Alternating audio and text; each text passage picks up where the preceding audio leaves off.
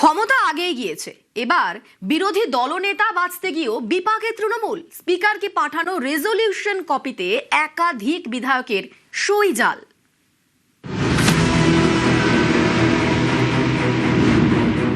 Block লেটারের সই, sign নয়, গোটা গোটা হরফে লেখা নাম। এমন অভিনব সই কখনো দেখেছেন? এই দেখুন, এ আবার যে সে কাগজ নয়, বিধানসভার প্রধান বিরোধী দলের রেজলিউশন। যে রেজলিউশনের ভিত্তিতে বিধানসভার বিরোধী দলনেতা ঠিক হওয়ার কথা, সেই রেজলিউশনেই এমন সই, জানি এখন বাংলার রাজনীতি উত্তাল। সব চোরেদের পাঠশালা কালীঘাটের টালির চালা। এদের যে হেরে যাওয়ার পরে চুরির অভ্যাস কাটেনি, যে স্ট্যাম্প ভেটারান চোর এরা।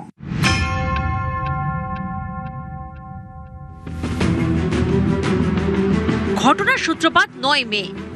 ওই দিন বিধানসভা স্পিকার রথীন্দ্র বসুকে চিঠি দেন অভিষেক বন্দ্যোপাধ্যায়। শোভনদেব চট্টোপাধ্যায়কে বিরোধী দলনেতা, অসীমা পাত্র, নয়না বন্দ্যোপাধ্যায়কে ডেপুটি লিডার, ফিরহাদ হাকিমকে মুখ্য সচেতক করার প্রস্তাব দেন। 18 মে অভিষেক বন্দ্যোপাধ্যায়কে চিঠি দেন বিধানসভার প্রিন্সিপাল সেক্রেটারি। অভিষেকের কাছে তৃণমূলের পরিষদীয় দলের বৈঠকের রেজলিউশন চাওয়া হয়।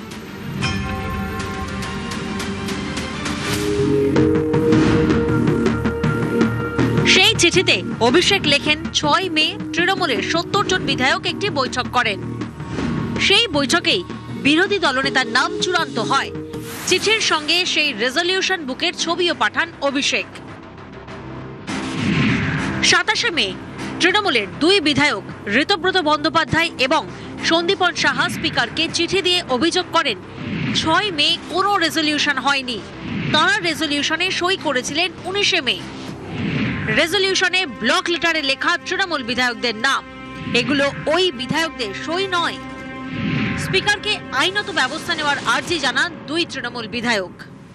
টিএমসির 2 জন এমএলএর অভিযোগের ভিত্তিতে স্পিকারের নির্দেশে প্রিন্সিপাল সেক্রেটারি হেয়ার স্ট্রিট থানায় একটি এফআইআর করেন।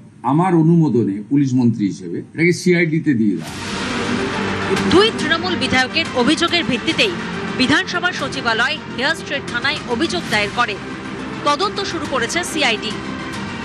তদন্তে নেমে ইতিমধ্যেই 13 তৃণমূল বিধায়কের সঙ্গে কথা বলেছেন সিআইডি আধিকারিকরা।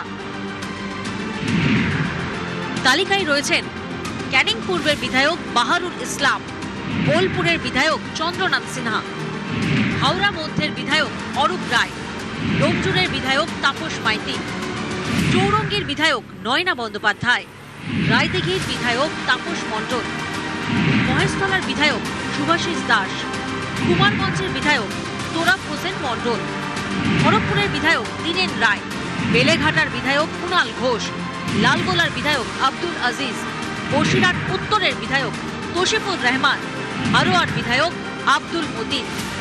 আপনার সই অন্যজন করতে পারে না। এবার আপনার নামটা যদি আমি লিখে দিয়ে থাকি, যিনি সেন্ডার তাকে জবাবদিহি করতে হবে কেন তিনি ফরজারি করেন।